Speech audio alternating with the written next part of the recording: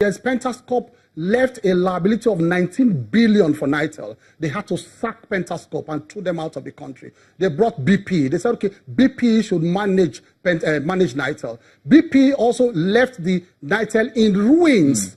Before finally Obasanjo and his cronies and company, they used this, what's it called, Transcorp, to finally shred Nitel to pieces, and all the assets of Nitel were sold. That is just one example. The time will not allow us to see the disaster of an Atiku presidency we are going to see. And Mr. Keyamo, in fairness to the administration of former President Olusegun Obasanjo and Vice President Atiku Abubakar, one of the major successes of that administration was in the telecoms industry.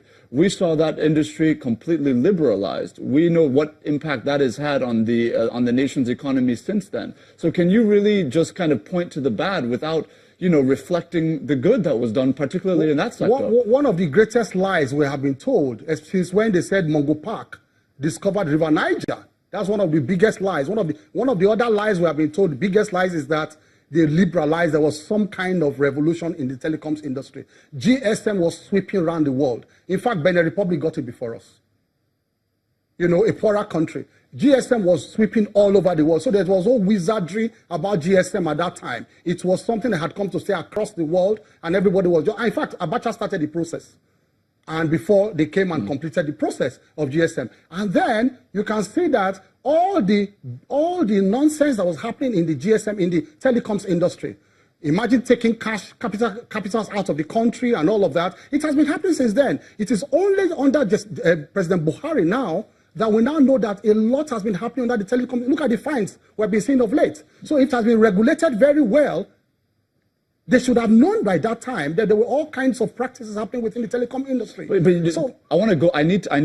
After some time, if he talks, I need to come into our own job creation because I've criticized the past. Yes, that's exactly. That was my point. My initial question was about why it is that President Buhari is the man of the moment. You haven't answered that yet. Yes. Very quickly, please, because he has to respond. Now look at all the deliberate efforts by the Buhari regime to create jobs, despite the mess they met on the ground, despite recession. Now, have you seen the social investment programs? What they have done is that they have instituted various programs to try to bridge the gap. Of course, the number of population we are bringing out, the workforce we are bringing out, is not as commensurate as the kind of jobs we are creating. I didn't start yesterday. It started long ago during that time. The Empower scheme is one very important scheme where even graduates are trained in little skills here and there for them to know how to empower, to create, to open small businesses and empower themselves.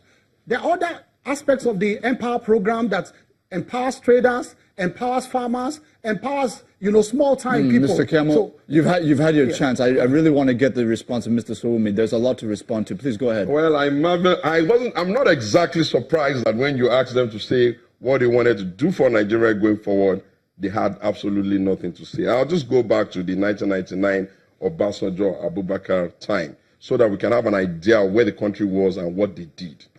In 1999, the country had just come out of a very difficult pro-democracy agitation, almost a Empire State situation. The Nigerian economy was depressed. Everybody knows that. What did Atiku and Obasanjo do immediately? The first is that they tried to reflate the economy. And that was when you started having increase in salaries for teachers, and you could buy cars and all of that, and we grew the economy. The second was that they started to introduce policies that could endure. One of them was the privatization policy, which basically was to say to Nigeria that, look, you cannot have assets that are not performing, that are a drain on the economy, that can't pay their own salary. You need to get Nigerians and foreigners, whoever has an interest in the economy, to take these industries and run them. That's the reason why you have all the Owandos of this world. That's the reason why you have Globacom. That's the reason why you have Nitel. And all of that were wonderful success stories they cannot see and they cannot really appreciate. The other thing was that the Atiku Abubakar conversation came with an idea that it's time for us to figure out how to get the small and medium scale industry to work. We created the banks that were giving them loan. We created a lot of facility. We created a framework that has produced a lot of small businesses running the economy. You know what I think we did? We figured out that Nigeria was doing procurement at a price that was higher than everybody else in the world. We didn't start jumping around like cowboys, insisting on shaming the whole country. No, we did the Procurement Act to ensure that the price at which we buy things across board was consistent with what the budget was doing. Do you know what other thing we did? We found out that Nigeria could not even get certified. That meant that we couldn't write a letter of credit and allow other countries to respect it. You needed to bring the actual physical cash to solve that problem. Rather than start saying all Nigerians are corrupt, the military is corrupt, the country is corrupt, even the unborn generation are corrupt, we created EFCC, we created ICPC, we created institutions that can solve the problem. Did we solve every problem we had intended to solve, or was the privatization idea a capsule that would make every company successful and every buyer? Obviously, that's not how it's envisaged anywhere in the world. But in the flip side of it, we could have stayed with only NITEL, so that by now people will queue before their friends' houses just to take calls all over the world. You cannot quantify the quantum of growth that has happened in Nigeria just because people now have the ability to communicate. You cannot quantify the amount of financial transaction that takes place in Nigeria now just because under that government again, we were able to start doing electronic money to ensure that there's a bit of financial inclusion. And the icing on the cake was that the economy was growing steadily. And before he comes up with all the caca around the price of oil, the price of oil was very low. It was just in its 20s.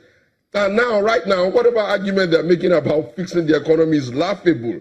The economy ran into a slump because of a couple of things under the Buhari-led administration. The first was that it took forever to put ministers. That slowed down the economy. The second is that they had a mishmash of policies. One of them, most critical of them, was they were running an exchange rate that were like 5, and people could just go and do rents they are seeking, and people sit in their sitting room and take the money, and after that, they've not been able to fix it. The third was that they didn't make up their mind whether they wanted to be a socialist economy or they wanted to be a capital liberalized economy. You know why? Because in one breath, they go about the world and say they want foreign direct investment. Then in the next breath, they take their attitude, their draconian attitude, and start slamming multinationals with fine instead of allowing them to come in and let them come and talk about it. And then made worse is their administration has zero integrity.